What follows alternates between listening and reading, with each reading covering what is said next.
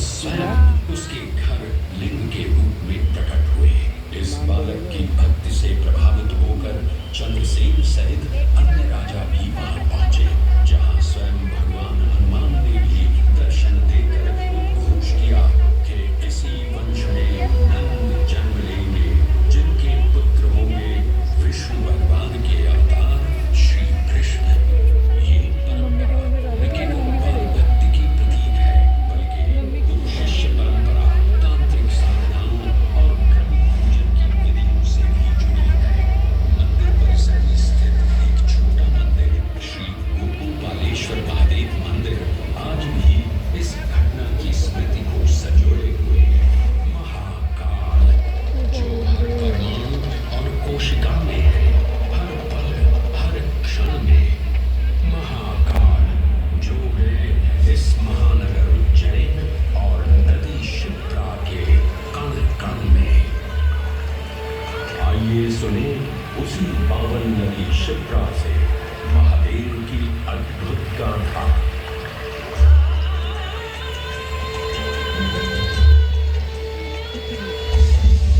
भगवान विष्णु के अवतार वराह हृदय से उत्पन्न मैं पवित्र पावनी शिप्रा।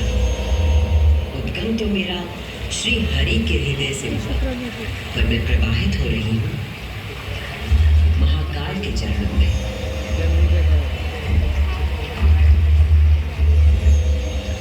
पुराणों में मुझे कई नाम प्रदान किए गए हैं। जबरदस्ती,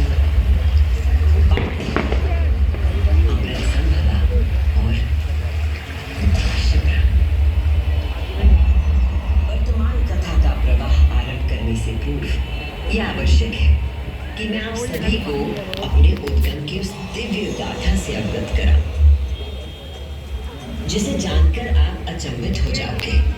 मेरा उद्गम ऋषि अत्रि से जुड़ा है।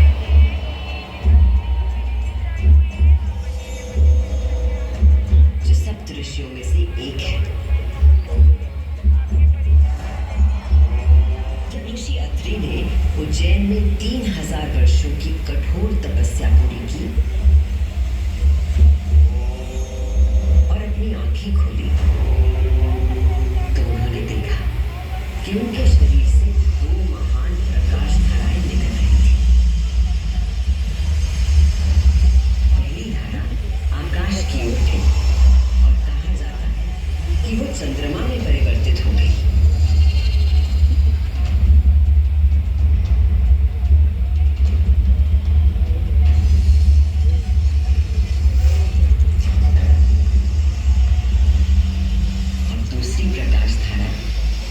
की ओर गई और उसने मेरा रूप धारण कर लिया।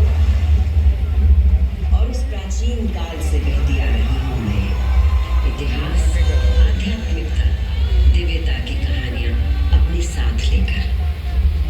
कहानियां महाकाल की, जो विश्व का आदि और अंत है, जीवन का आरंभ और समापन जिनकी इच्छा से होता है, जो इस विश्व की निस्तब्धता और ध्वनि दोनों है।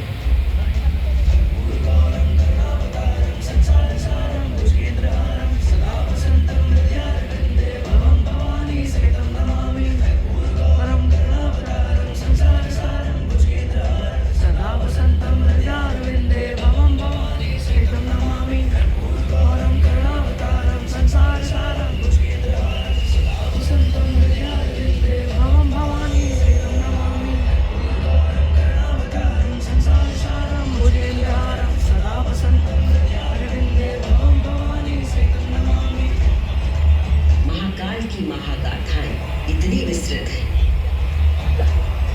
कि वे काल और अंतरिक्ष की सीमाओं को पार कर सकती है। और आज मैं आपको इन कथाओं का केवल एक संक्षिप्त अंश प्रस्तुत करूंगी, केवल कुछ चुनिंदा मोती। समस्त सृष्टि महाकाल की अद्वितीय चेतना का संचार है, परंतु जिसके हृदय में स्वयं महाकाल की दिव्य चेतना प्रवाहित होती है, वही है मेरे तट पर स्थित उज्जैन। स्कंद पुराण में अवंती खंड के अनुसार अवंतिका यानी उज्जैन में सप्त सागर के अस्तित्व के बारे में बताया गया है, जिनमें से एक है रुद्र सागर।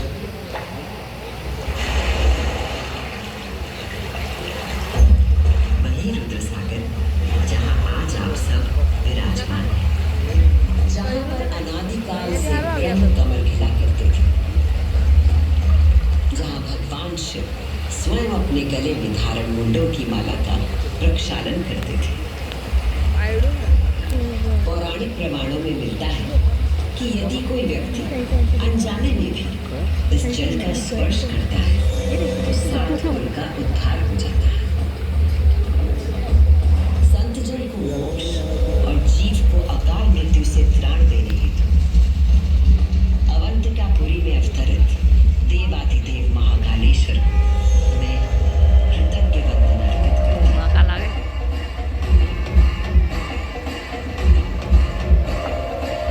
आज मैं शिप्रा देवी आपको उन्हीं महाकाल की शिव पुराण में उल्लिखित एक गाथा सुनाती हूँ।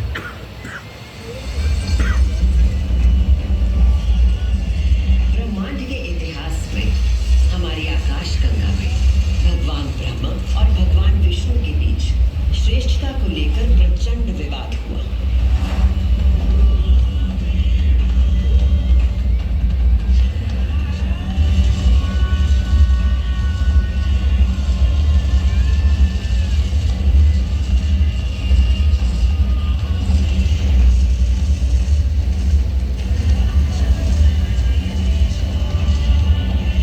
जब अपनी पराकाष्ठा तक पहुंच गया तो दोनों अपने अपने दिव्यास्त्र लेकर आपस में युद्ध करने के लिए तैयार हो गए।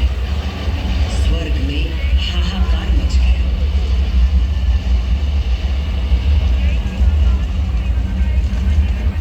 दिव्यास्त्र चलने से संपूर्ण जगत पर प्रलय का आना निश्चित था।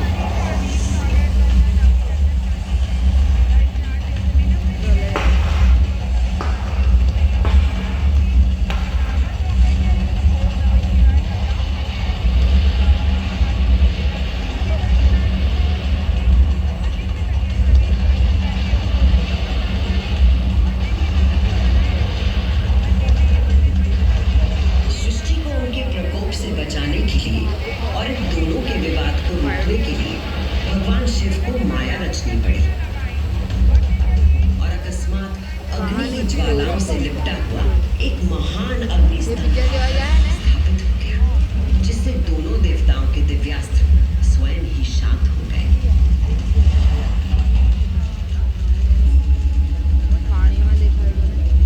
एक ऐसा अग्निस्तंभ जिसका ना कोई आदि था न अंत था। दोनों देवों ने अनुभूत किया कि स्तंभ के पीछे निसंदेह कोई अद्वितीय अलौकिक शक्ति निहित है। वे दोनों बोल उठे, हे महाप्रभु, आप हमें अपने यथार्थ रूप के दर्शन कराइए। तब उस स्तंभ से महादेव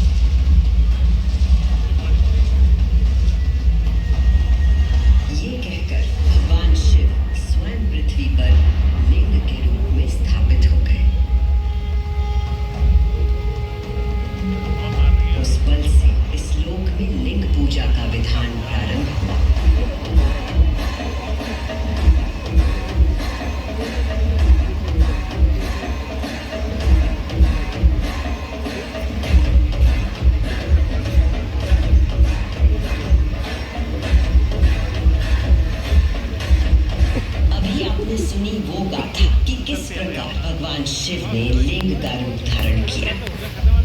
अब मैं सुनाती हूँ उज्जैन में महाकालेश्वर के प्रकट होने की कथा।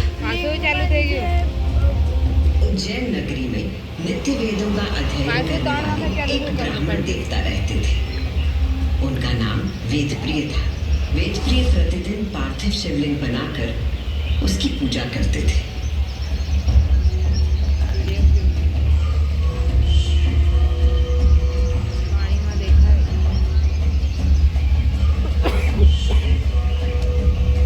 वेदप्रिय के शिव पूजा पारायण और भगवान शिव में आस्था रखने वाले 4 तेजस्वी पुत्र थे।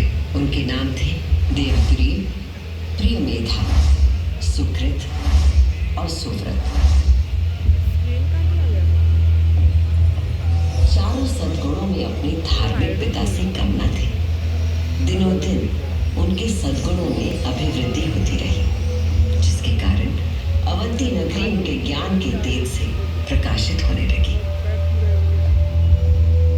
उसी समय दूषण नाम का एक असुर प्रजापति ब्रह्मा की उपासना में लगा हुआ।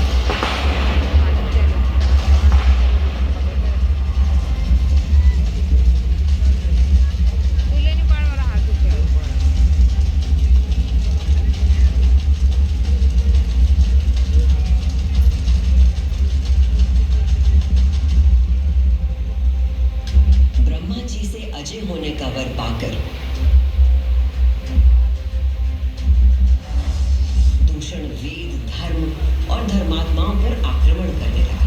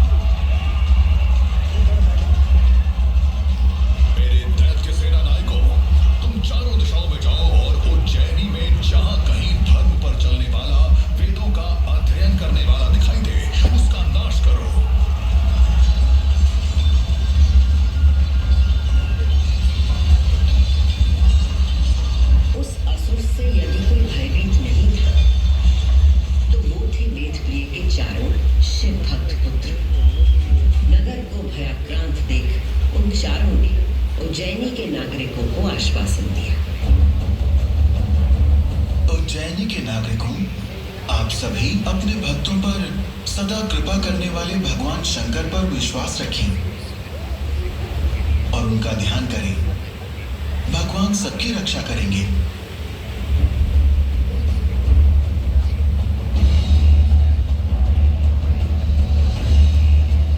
मंत्रोच्चार का आवेग बढ़ गया। देवप्रिय और उनके पुत्रों के संग उज्जैन के सभी नागरिक भी जाप करने लगे।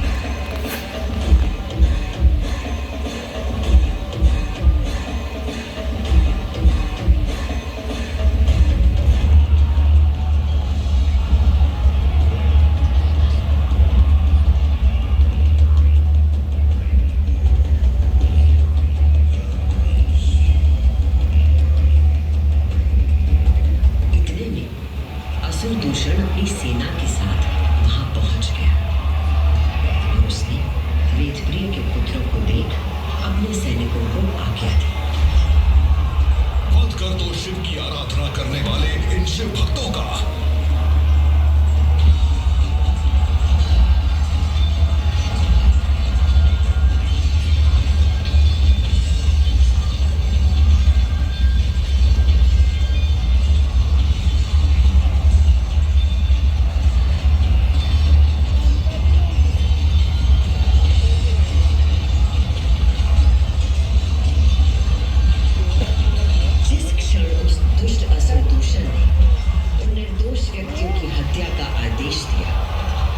उसी क्षण पूजा किए जा रहे पार्थिव शिवलिंग के स्थान पर भयंकर विस्फोट के साथ एक गर्त हो गया और उस गर्त से घोर गर्जना कर प्रकट हुए महाकाल।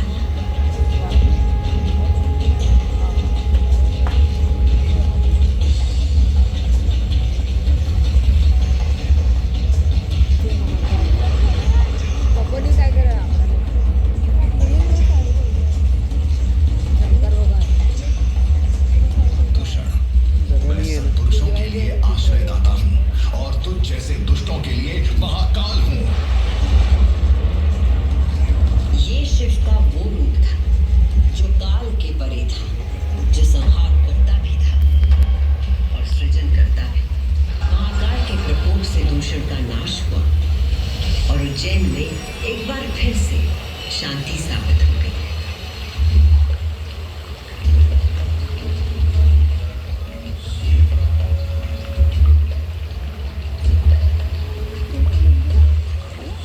उज्जैनी के लोगों की आस्था से प्रसन्न भगवान महाकाल ने उन्हें वरदान मांगने को कहा। उज्जैन के निवासियों ने भगवान महाकाल को उनके भक्तों की रक्षा करने के लिए उसी स्थान पर सदा के लिए विराजमान होने को कहा। तब देवादिदेव उज्जैन में ही विराजमान हो गए और वहां चारों ओर की एक एक कोस भूमि ज्योतिर्लिंग रूपी भगवान शिव का स्थल बन गई। इस अद्भुत घटना के साक्षी बने समस्त देवता, गंधर्व और ऋषि मुनि। उज्जैन का वातावरण दिव्य ध्वनियों और मंत्रों से गूंज उठा।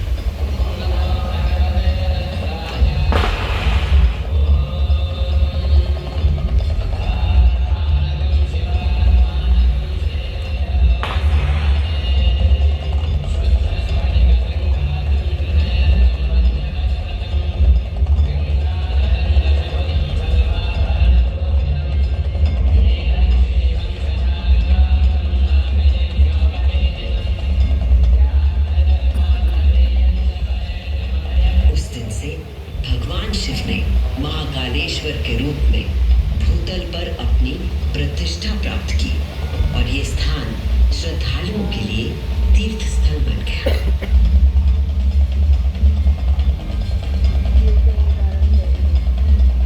शिव पुराण में 12 ज्योतिर्लिंगों में से एक महाकालेश्वर ज्योतिर्लिंग। यहाँ की भस्म आरती विश्व प्रसिद्ध है।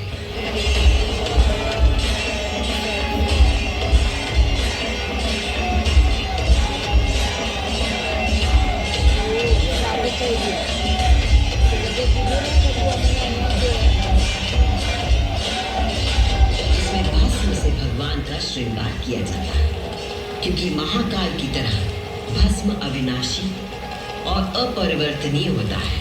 इस आरती की शक्ति और महिमा ऐसी है कि भक्तों के सारे पाप समाप्त हो जाते हैं। केवल इतना ही नहीं, उज्जैन वो नगरी है जहां मानव शरीर पूरे ब्रह्मांड के साथ सामंजस्य स्थापित करता है।